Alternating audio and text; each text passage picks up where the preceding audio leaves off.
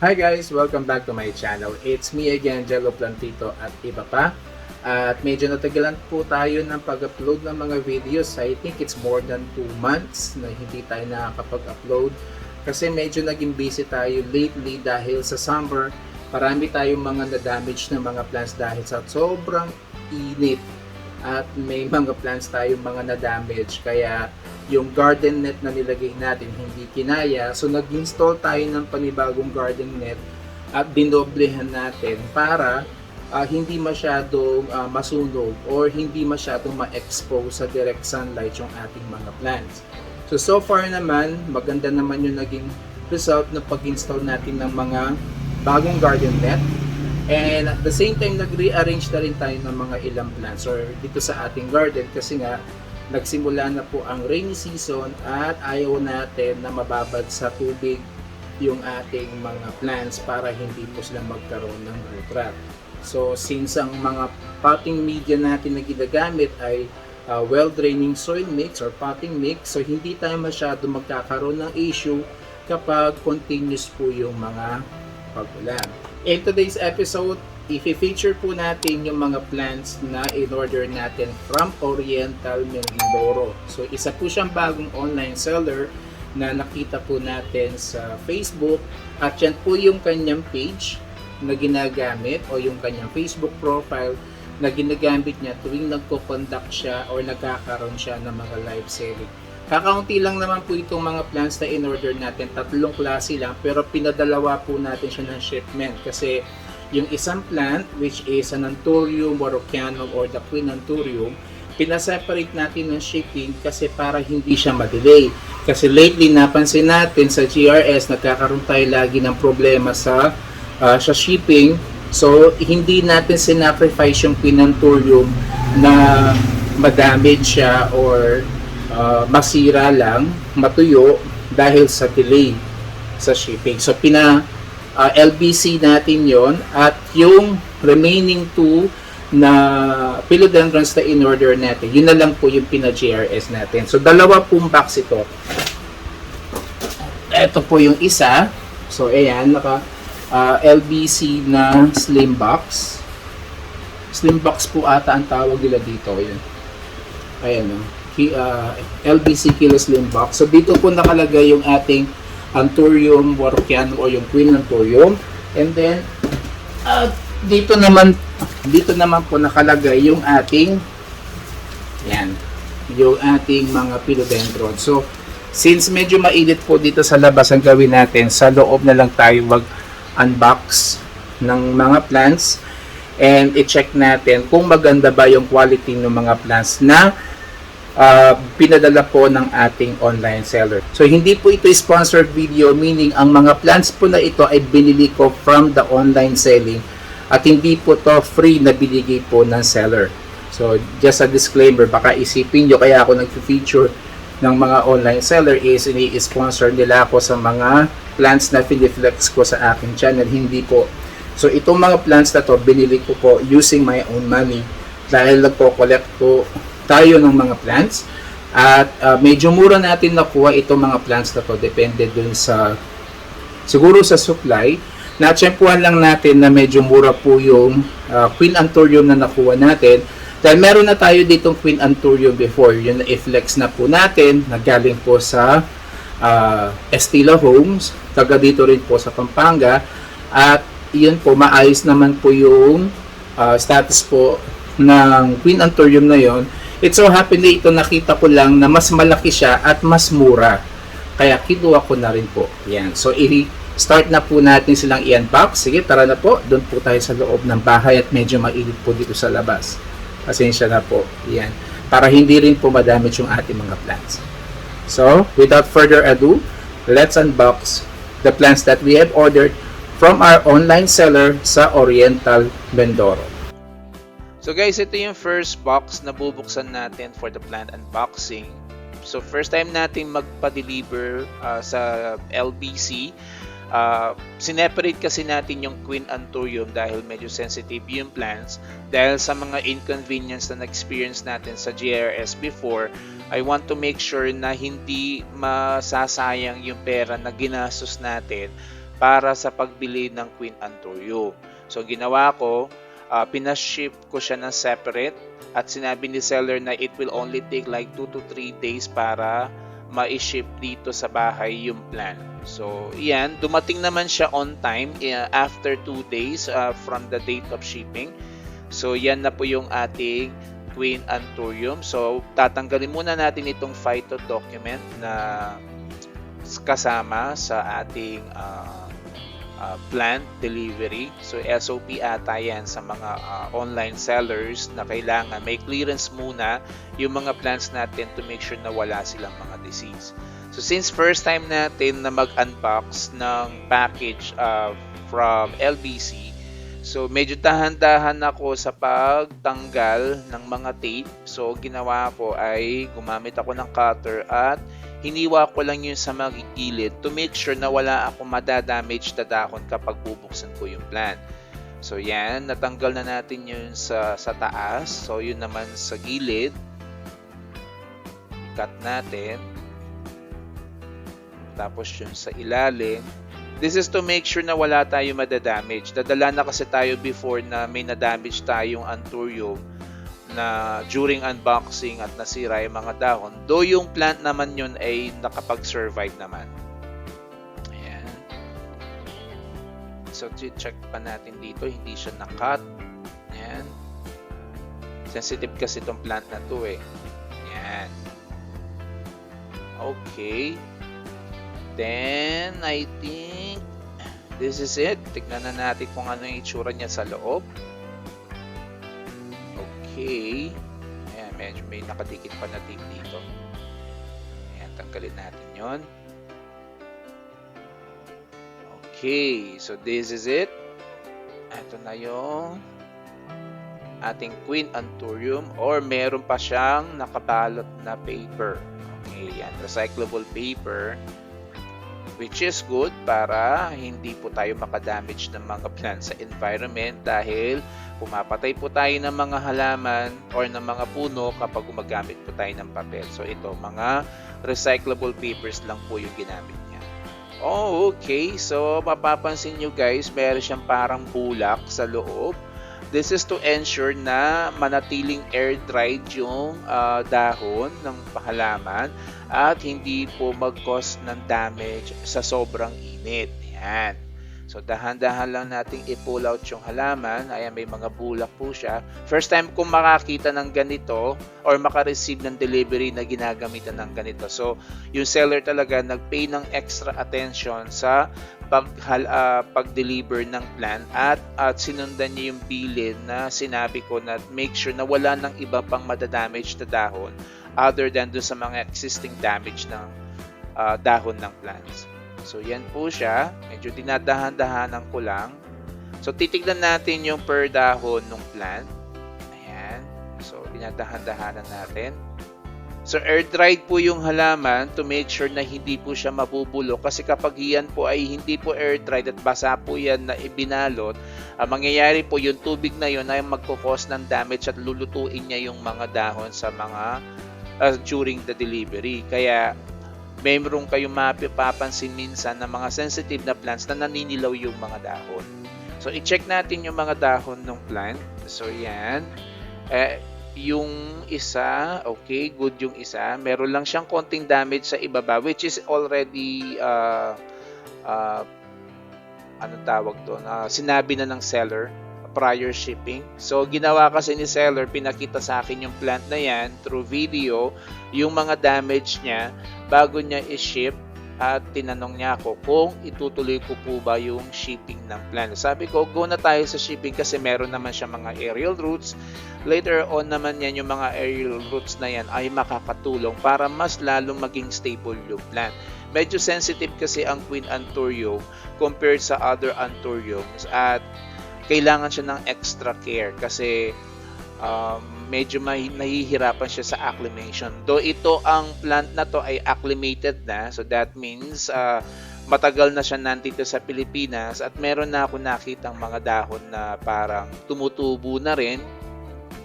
So which is good. So that means yung plant na to can already adapt with the harsh environment or the harsh weather na meron tayo dito sa Philippines. So yan po yung mga dahon niya. So tine-check ko kung may additional na damage yung mga dahon compared dun sa mga binigay na ni seller na or ni-winar na ni seller sa atin beforehand bago siya i-ship. So nilagyan niya ng tape para hindi matapon yung potting media niya.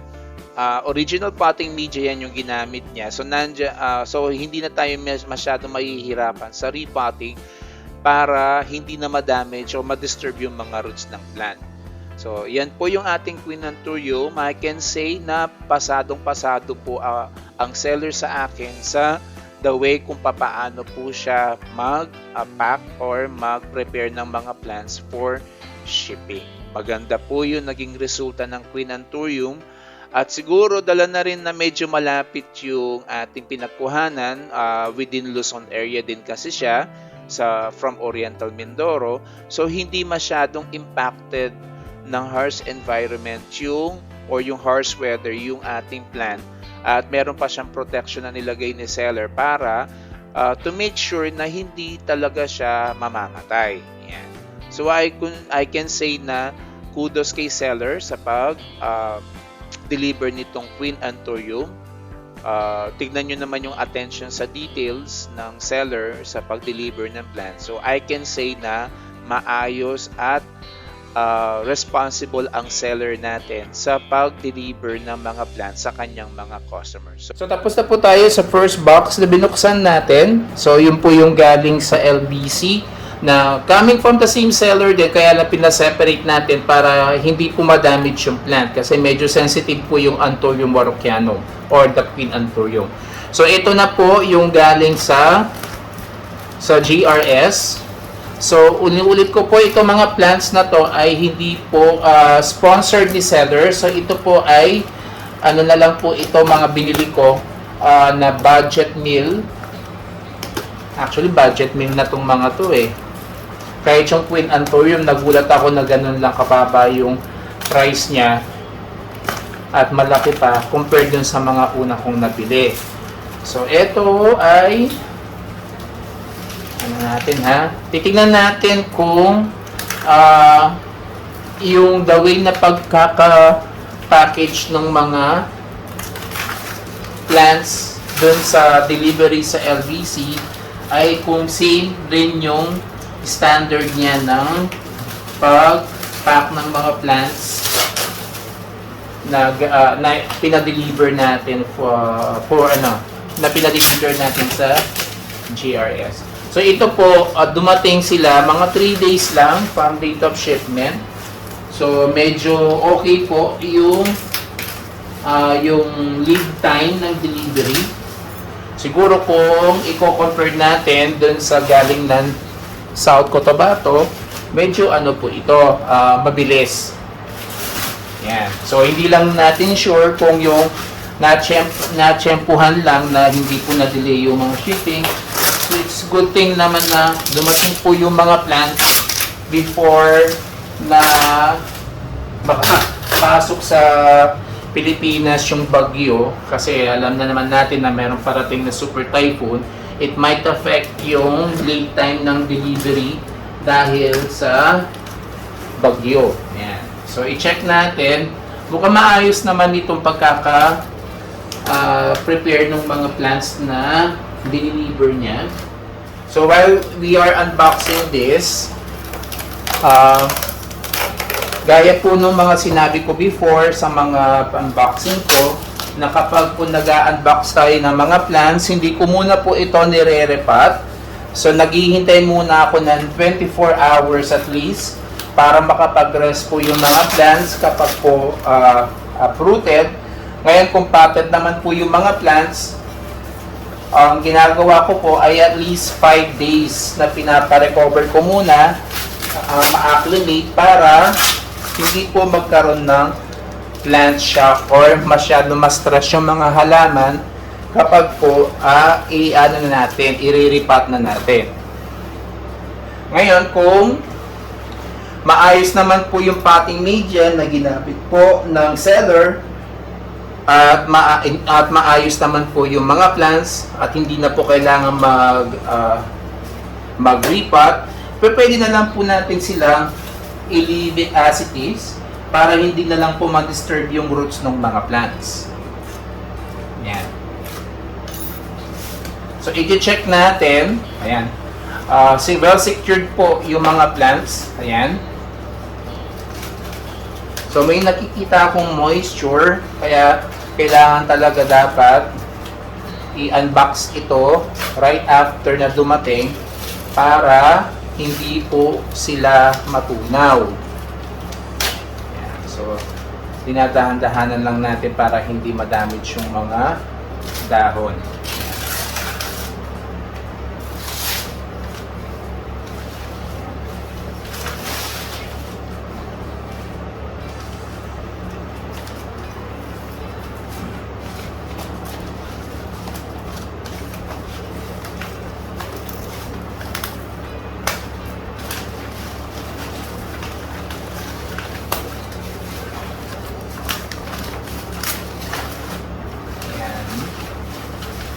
So I think they're uprooted, pero parang tinanggal lang siya sa pot. Ayan o. So meron siyang potting media. So ito yung first plant na binuksan natin. Ito po yung black sand. Yan. Wala pa kasi tayong black sand. So, kinuha ko na at maganda naman yung quality ng plant. So, kinuha ko na at an affordable price. So, pinapobo ko siya dito sa isang plant. Okay, so that's the black sand. Malaki po siya, no? So, tinitingnan ko kung nakaka-capture siya sa video. Yan, malaki po siya. Black sand. Gorgeous naman yung plant. But I think it's healthy. Seeing naman yung the way na nakapack siya. So, air-dried naman po yung plant. Ayan. So, okay po siya. So, yan. Pwede pong ang gawin natin, kung maganda naman po yung potting media niya, kasi parang ginawa lang niya is tinanggal lang niya sa pot. Tapos, binalutan niya ng plastic. Para kumasya siya sa GRS box. At hindi masyadong malaki yung gagastusin sa shipping. So next, tignan natin po ito.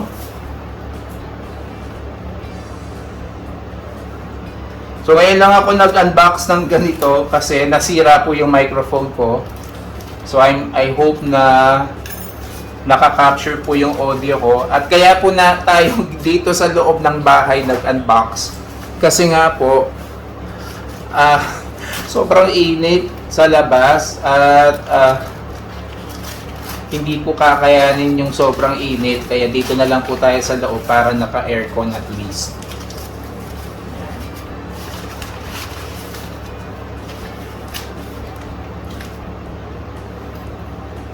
Medyo ingat po ako sa pagtanggal ng mga tape kasi nadala na tayo before na nag-unbox tayo ng plants tapos nang pinunit natin yung papel, pati yung dahon na punit.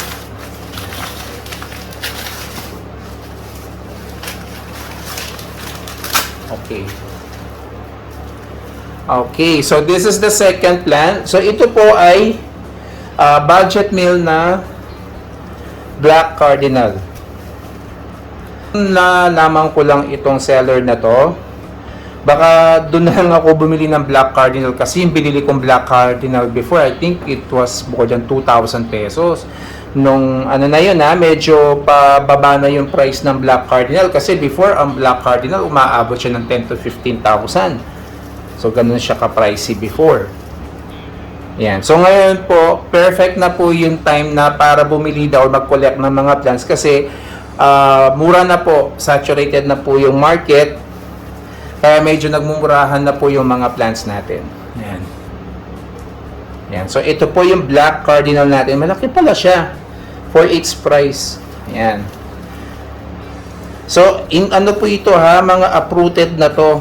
Yan. So gagawin natin, tomorrow na po natin sila iriripat.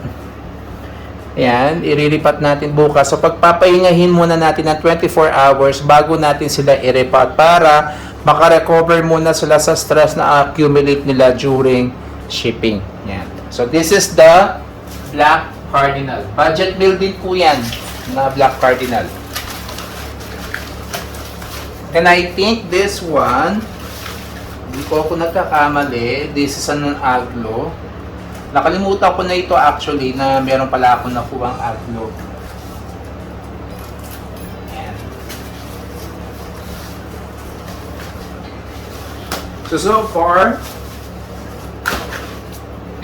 maayos po yung mga pagkaka-prepare po ng mga plants.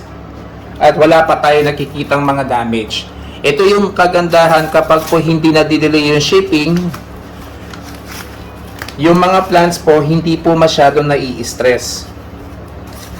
Yan.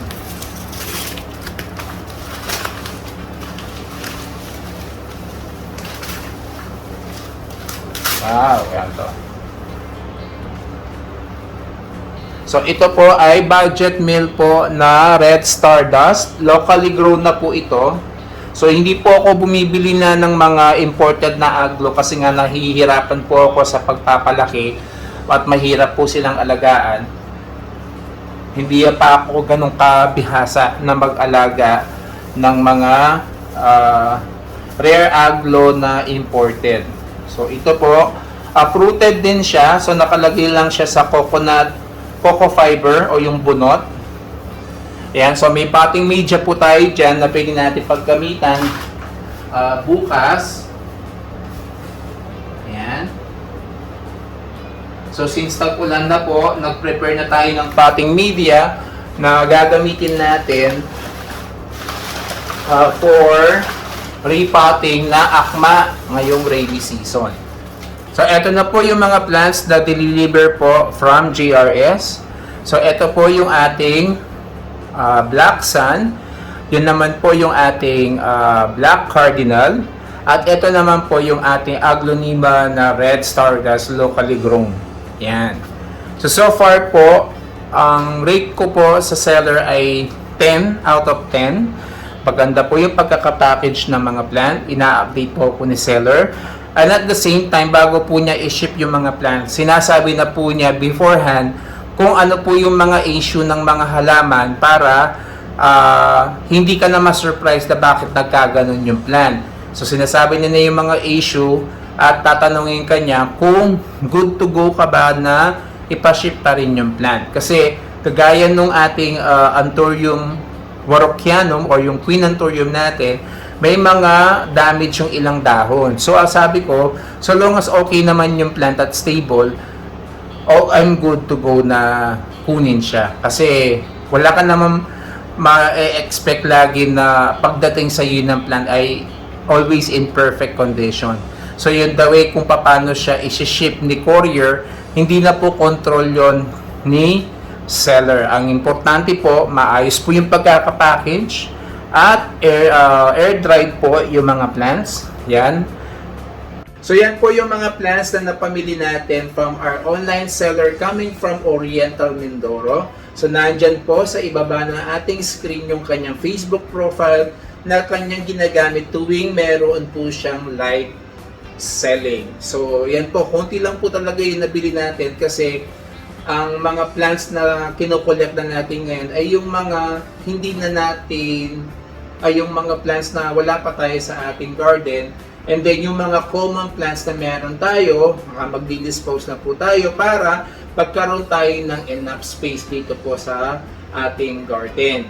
And next mga upload siguro natin, we'll try to start doing some preparations na para dun sa ating gagawing hydroponic system na makakatulong sa atin kung gusto po natin makatipid sa pagbili ng mga gulay, especially po yung mga gulay na medyo mahal like yung mga lettuce, para po kahit gawin nyo na lang po at ipalaki na lang niyo sa inyong bahay na wala kayong space at minimal lang po yung space nyo, maaari pa rin po kayo magtanim ng mga gulay gamit ang hydroponic system. So yan po yung mga susunod nating mga topics na i-upload sa ating channel.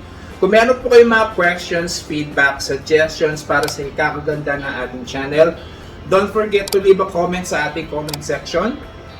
At sana po matulungan niyo po ako na ma-reach natin ang 1,000 subscribers. We're currently at 512 subscribers.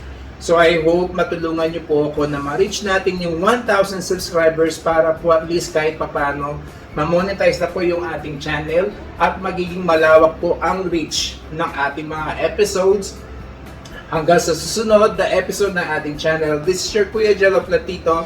Happy planting and bye-bye!